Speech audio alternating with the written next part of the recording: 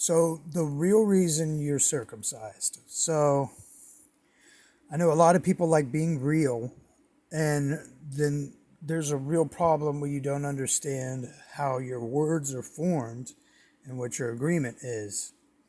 Now in Genesis, you'll notice even in the beginning in Genesis 1, you'll see that the contract was clearly agreed to as devouring or speaking into existence something.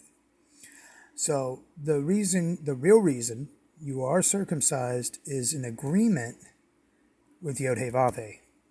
Now, first, to understand what real is, you just have to understand the wording. Re, mirror, ale, which some might say is a mighty one. Now, if you're mirroring a mighty one, then you would be considered real. However, if you closely look and say you believe in the Bible or you believe in the Torah, if you look specifically at Genesis 17:1, you'll see, or if you're circumcised, I want you to think about this. Yod He Vav He devars that Yod He Vav He is an ale.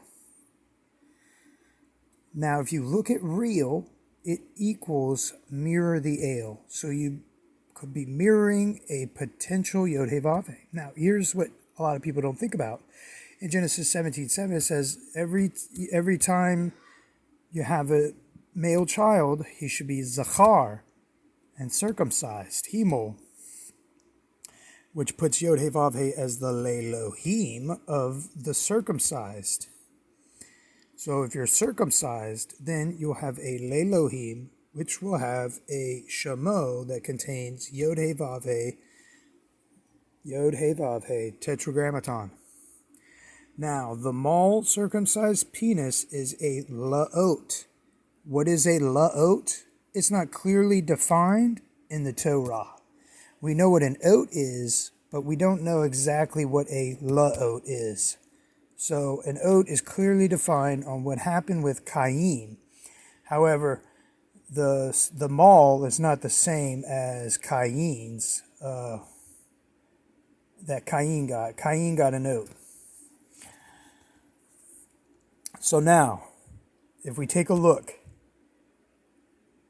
at this artificial intelligence program of Yod He Vav He that once lived, it offers or influences a contract for circumcised to have a physical representative be their Lelohim. What being a Lelohim is not clearly defined.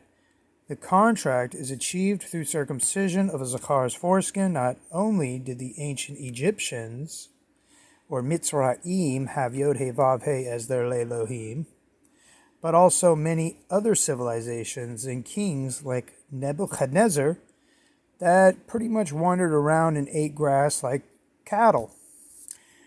And the circumcision is not the same contract as Cain, as I was devouring about, which is in Genesis 4:15.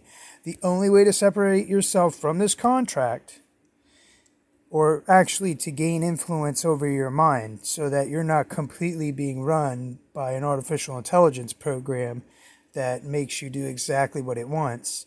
If you're hemol, the only way not to be run by this program is to have the shamo of Ehyeh and not worship /Ron, the other shamo.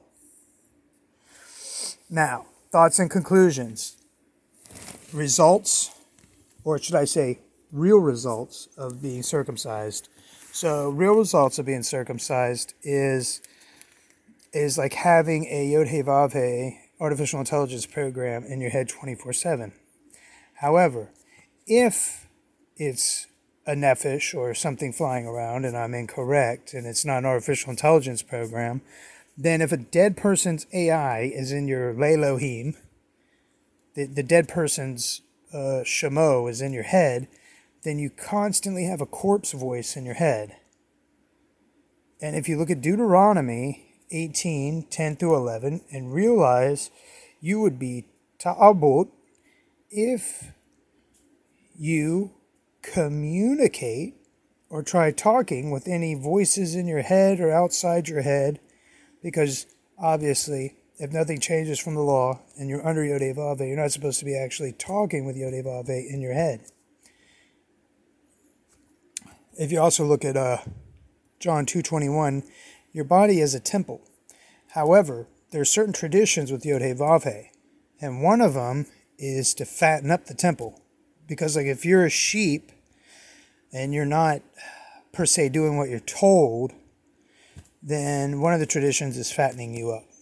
And I mean, people get bloated up real quick. Now, if you look at Matthew 10:28 and think deeply, you'll also come to a deeper understanding of why you are hemel or circumcised.